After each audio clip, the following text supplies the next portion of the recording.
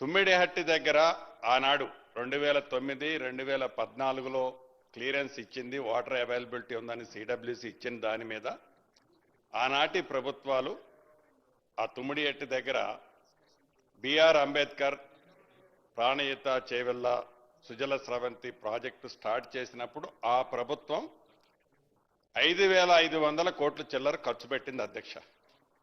2014 తర్వాత ఏదైతే ఈ ప్రభుత్వం ఏర్పడిన తర్వాత మాట్లాడతా నీ చరిత్ర తీసేతాను ఎందుకు రెచ్చిపోతుండే ఆయన తప్పకుండా తీస్తా.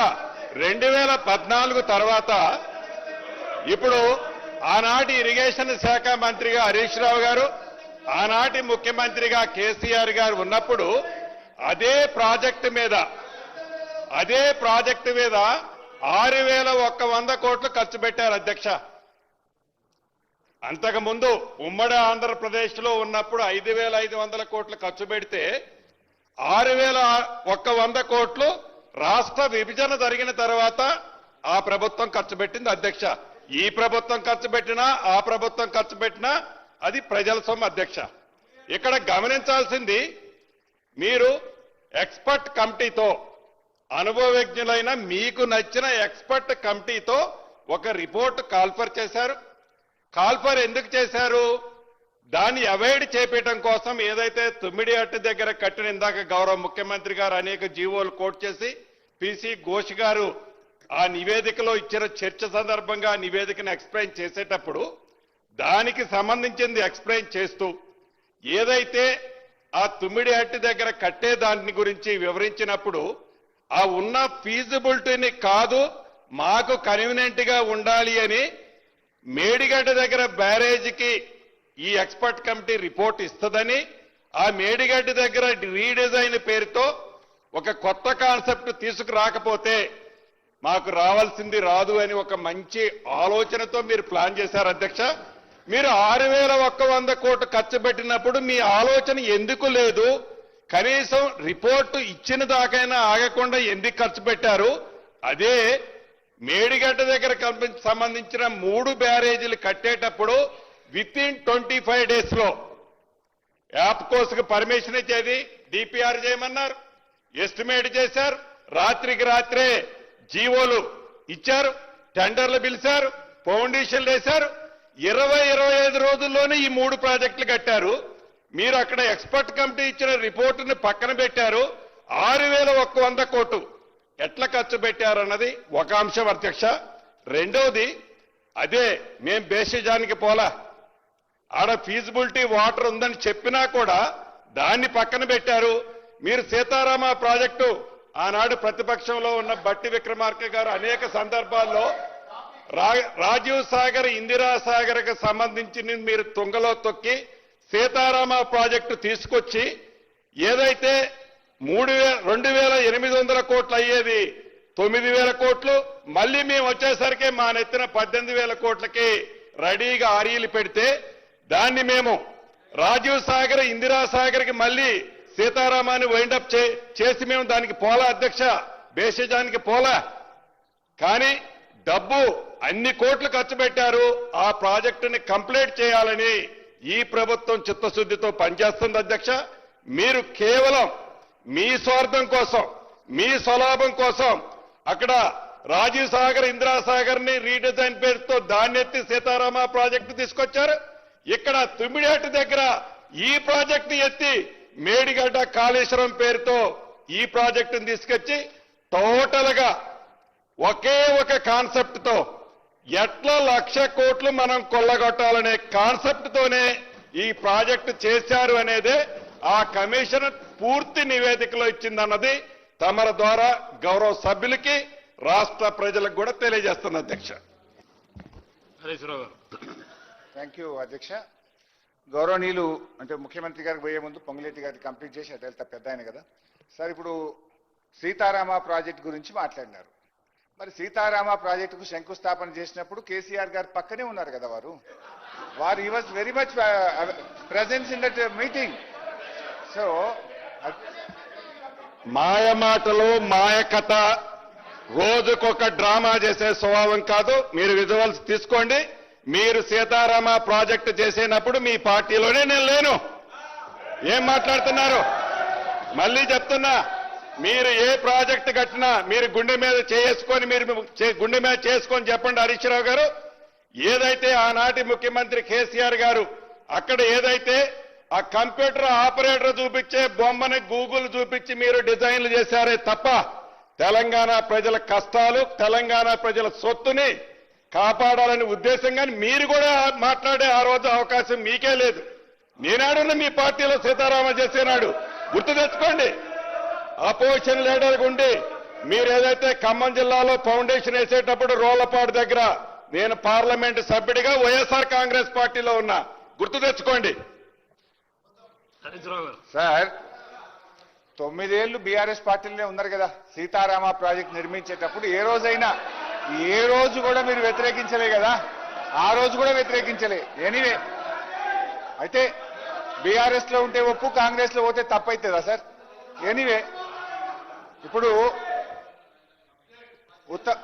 పొంగులేటి గారిని ఒక విషయంలో ఐ అప్రిషియేట్, వారికి ధన్యవాదాలు కూడా చెప్పాలి. నేను ఒక మాట ఏమన్నారంటే 2014 కంటే ముందు మేము 5,500 ఖర్చు పెట్టాం.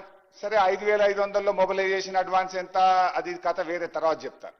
సరే తర్వాత ఏమన్నారంటే 6,100 బీఆర్ఎస్ పార్టీ ఖర్చు పెట్టిందని చెప్పినందుకు నేను థ్యాంక్స్ చెప్తా ఉన్నా. ఎందుకు ఈ థ్యాంక్స్ చెప్తున్నా అధ్యక్ష, దట్ షోస్ అవర్ సిన్సియారిటీ.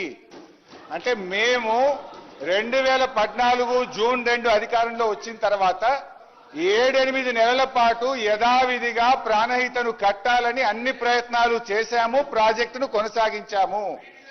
ఆ తర్వాత వరుసగా మహారాష్ట్రతో 5-6 మీటింగులు పెట్టడం, వాళ్ళు ససేమిరా అనడము, ఆ తర్వాత సిడబ్ల్యూసి నీళ్లు లేవనడము, తమ్మిడిహట్టు దగ్గర wild life project Chaprala wild life ఉందన్న తర్వాత ఇక లాభం లేదు అని చెప్పి మేము 8 నెలల తర్వాత నిర్ణయం తీసుకున్నాం. మేము ముఖ్యమంత్రి గారు చెప్పినట్టు ప్రీ డిటర్మైండ్ లేము. అన్ని ప్రయత్నాలు చేసిన తర్వాత మహారాష్ట్ర ఒప్పుకోలేదు. ఇది ఒకటి అధ్యక్ష. అరే ఏం సార్ ఇది? మీరు తుమ్మిడిహట్టి దగ్గర గౌరవ మంత్రిగా మాజీ మంత్రి గారు ఏదైతే అంటున్నారో, తుమ్మిడిహట్టి దగ్గర 8 నెలలు ఓపిక బట్టి మేము 6,500, మీలాగా మేము అబద్ధాలు పొద్దున్న లెగిస్తే చెప్పం. మీరు 6,100 కోట్లు ఖర్చు పెట్టింది అన్నది మీరు, అది మీ ఇంట్లో సొమ్ము కాదు, మా ఇంట్లో సొమ్ము కాదు, అది ప్రజల సొమ్ము. మీరు ఖర్చు పెట్టిన దాన్ని బేఫికర్గా ఖర్చు పెట్టారనే చెప్తున్నాం. అది మిమ్మల్ని అప్రిషియేట్ చేశామా, మీ చిత్తశుద్ధిని గురించి కాదు. అంత ఖర్చు పెట్టిన మీరు ఆ ప్రాజెక్టుని వైండప్ చేసేటప్పుడు సుమారు 11,000 కోట్లు పైగా ఖర్చు పెట్టాం కదా, ఎందుకని మీకు ఆలోచన రాలేదనేది కూడా నేను మరొక్కసారి కూడా వారిని అడుగుతున్నా. అయితే మీరు తుమ్మిడిహట్టి దగ్గర కట్టడం కోసం 8 నెలలు ఆలోచించినప్పుడు మేడిగడ్డ, సుందెల్ల బ్యారేజీలు 3, అన్నారం బ్యారేజీలు 3 కట్టేటప్పుడు 1 నెల రోజుల్లోనే మీరు డిపిఆర్లు, ఎస్టిమేట్లు, టెండర్లు, ఫౌండేషన్లు ఏమాత్రం వచ్చింది? అర్ధరాత్రి కట్టాలన్న ఆలోచన ఎందుకు వచ్చింది? ఇందాక గౌరవ సభ్యులు ఆదివారం నాడు సభ పెడితే ఏదో చేయడానికి పెట్టారంటున్నారు. ఏమి అర్ధరాత్రి సుమారు 1,47,000 కోట్ల రూపాయలు చేసే ప్రాజెక్టులు కట్టేటప్పుడు 25 రోజుల్లో మీరు ఎలా ఫైనల్ చేయాలని మీరు అవన్నీ కూడా డెసిషన్ తీసుకున్నారు. అక్కడైతే 8 నెలలు ఆగినట్టున్నారు. ఇక్కడ 25 రోజుల్లో తొందరపడి డెసిషన్ తీసుకోవాల్సిన అవసరమే వచ్చింది. ఒక్కసారి గుమ్మడికాయల దొమ్మ అంటే మీ వెనక మీ స్వార్థం, ఎలా మనం కొల్లగొట్టాలి, ఏం చేయాలి, ఈ కొల్లగొట్టే దాన్ని ఆలోచనతో మీ తాపత్రయం తప్ప తెలంగాణ ప్రజల కోసం మీ తాపత్రయం ఏంటన్నది ఆ కమిషన్ రిపోర్ట్ చెప్తుంది అధ్యక్ష. హరీష్ రావు. రైట్ అధ్యక్ష. పొంగులేటి గారు చెప్పింది పూర్తిగా సత్యదూరం. 25 రోజులు అన్నారు. వ్యాప్కోస్ took more than 6 months to give the report. వ్యాప్కోస్ రిపోర్ట్ వచ్చిన తర్వాత మళ్ళీ టెండర్స్ పిలవడానికి కూడా నాకు సబ్జెక్ట్ టు కరెక్షన్ 2-3 నెలలు పట్టింది. 25 రోజుల్లో రాత్రికి రాత్రి తీసుకున్న నిర్ణయం కాదు. Let him correct. ఒకటి. ఇక రెండవది అధ్యక్ష, సరే మేము ఆ 11,000 కోట్లు వృధా అయింది అనేది కూడా తప్పు. ఆ వృధాను ఆదా చేసే ప్రయత్నం చేసినాం. ఇప్పుడు it is not just Tummidihatti, package 6, 7, 8 ఎక్కడెక్కడ దాకానో మీరు తవ్వి పెట్టినారు. వాటన్నిటినీ సద్వినియోగం చేయడానికి నీళ్లు లేని చోట నుంచి నీళ్లు ఉన్న చోటకు ప్రాజెక్టును మార్చడం జరిగింది. సోర్స్ ఒక్కటే మారింది తప్ప వేరే ఏం మారలేదు. ఇకపోతే అధ్యక్ష, గౌరవ ముఖ్యమంత్రి గారు కొన్ని విషయాలు చెప్పారు, సేమ్ పొంగులేటి గారు కూడా అదే చెప్పారు. ఇద్దరికి కలిపి నేను సమాధానం చెప్తా. విషయం ఏంటంటే అధ్యక్ష, 2009లోనే హైడ్రాలజీ క్లియరెన్స్ వచ్చిందని ఇటు ముఖ్యమంత్రి గారు ఇటు మిత్రులు పొంగులేటి గారు చెప్పారు. 2009 నుంచి 2014 దాకా ఈ రాష్ట్రంలో అధికారంలో ఉన్నది ఎవరు? మంత్రులుగా ఉన్నది మీరే కదా. ఆ రోజు కూడా 5 ఏళ్లు అధికారంలో ఉంటే తమ్మిడిహట్టి దగ్గర తట్టెడు మట్టి ఎందుకు తవ్వలేదు అని అడుగుతా ఉన్నా. It is all farce. What you are talking is farce. ఇకపోతే అధ్యక్ష, ముఖ్యమంత్రి గారు మొత్తానికి మొత్తము మనమే చేయగలిగిన ఉంటే తెలంగాణ ఎందుకు అడగాల్సి వస్తుండే అధ్యక్ష? ఆంధ్ర వాళ్ళు ముఖ్యమంత్రులు ఉన్నారు కాబట్టి, తెలంగాణకు అన్యాయం చేస్తున్నారు కాబట్టి తెలంగాణ రాష్ట్రం కావాలి. ఇట్లా ఉంటే ఇంకా దశాబ్దాల కొద్ది వాయిదాలు పడుతుంది. వాళ్ళు ప్రాజెక్టులు ప్రారంభించిన చిత్తశుద్ధి వాళ్ళ లోపల లోపించిందనే కదా తెలంగాణ రాష్ట్రం తెచ్చుకున్నది. అందుకోసమే కదా ఈరోజు తెలంగాణ రాష్ట్రం వచ్చిన తర్వాత మీరేం చేసిండ్రు? ఏనుగులను తినేటోడు పోయిందంటే పీన్గలు తినేటోడు వచ్చిండని వాళ్ళు పోయారు, వాళ్ళతో పాటు పీన్గలను తినేటోళ్ళు వచ్చారు అధ్యక్ష. నేను హరీష్ రావు గారికి ఇంకా స్పష్టంగా చెప్పదలుచుకున్న అధ్యక్ష, ఇంకా కూడా వారు మొండి వాదన మంకు పట్టు వదులుతలేరు అధ్యక్ష. ఇదే కమిషన్ లో క్లియర్ గా పేజీ నెంబర్ 62, 63లో వారు చదువుకో. పేజీ నెంబర్ 34లో ఏం చెప్పిండ్రు అధ్యక్ష? నేను వారికి చదివి వినిపించదలుచుకున్నా. The reason that there is no availability of water at Tummidihatti, the construction of barrage is shifted from Tummidihatti to Medigadda does not appear to be sincere and honest. Adhe line lo, it has to be held that the government of Telangana has not exercised due diligence and propriety in deciding to shift the location of barrage from Tummidihatti to Medigadda. This is page number 34. Page number 62, 63 la. ఎందుకనంటే వారు మరి report చదివి ఎవరు చదవారనుకుంటారో, చదివినా ఎవరిని చెప్పనీయకుండా అల్లరి చేస్తామనుకుంటారో నాకు తెలియదు. పేజీ నెంబర్ 64లో క్లియర్గా 63, 64లో 63లో అధ్యక్ష, it is abundantly clear that the government has not considered the report of experts committee consisted under GORT number 28 dated 21/1/2015. అంటే వీళ్ళు నియమించిన రిటైర్డ్ ఇంజనీర్స్ కమిటీ ఇచ్చిన రిపోర్ట్ను వీళ్ళు ఎక్కడ కూడా పట్టించుకోలేదని చెప్పడమే కాకుండా, thus by suppressing this report they facilitated to construct barrage at Medigadda and they indulged in this malicious act at the cost of huge public money and putting the economy of the state at stake.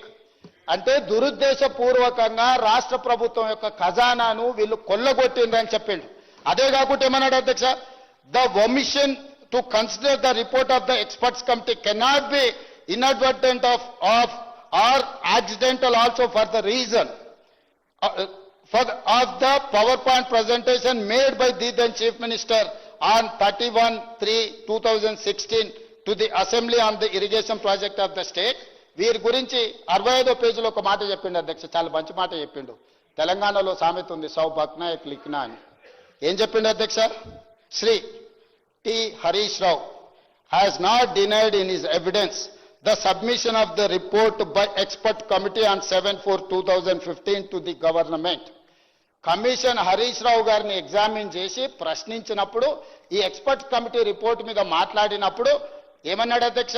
Harish Rao గారు కూడా వినాలి, అదేవిధంగా రామారావు గారు కూడా వినాలి. మీ బావగారు లోపల ఏం చెప్పొచ్చారో ఇక్కడ ఉన్నది. Shri T Harish Rao has not denied in his evidence the submission of the report by expert committee on 7/4/2015 to the government. స్పష్టంగా హరీష్ రావు గారు కూడా ఈ నివేదిక ఇచ్చారు, ఈ నివేదిక వచ్చింది. కానీ మా మామ, మా బావమర్ది గారు ఈ దోపిడీకి పాల్పడాలని చేసి నేనేం చేయలేను అని నిస్సహాయతను పరోక్షంగా ఒప్పుకున్నాడని కమిషన్ రాసింది అధ్యక్ష. అందుకే వారు ఆందోళన చెందుతున్నారు, ఆతృతగా ఉన్నాడు ఈ రిపోర్ట్ చర్చ జరగొద్దని. ఎట్లా జరగదు అధ్యక్ష? ఇంత పెద్ద 665 పేజీల రిపోర్టు వీళ్ళ గొప్పతనం గురించి, భారతం, రామాయణం అవే ఇన్ని పేజీలలో ఉంటాయి అధ్యక్ష. ఇంకా మిగిలింది వీళ్ళ కథనే, కాళేశ్వరం కథలే 665 పేజీల రిపోర్టు ఉంది అధ్యక్ష. హరీష్ రావు గారు, మీరు ఎంత అబద్ధాలు చెప్పాలని ప్రయత్నం చేస్తే అంత నిజాలు బయటకు వస్తాయి, చర్చకు వస్తాయి.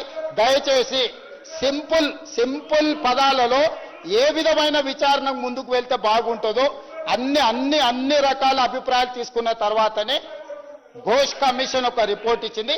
దీని మీద ఏ రకమైన విచారణకి వెళ్దామో మీరు సూచన చేస్తే బాగుంటుందని నా విజ్ఞప్తి చేస్తున్నా.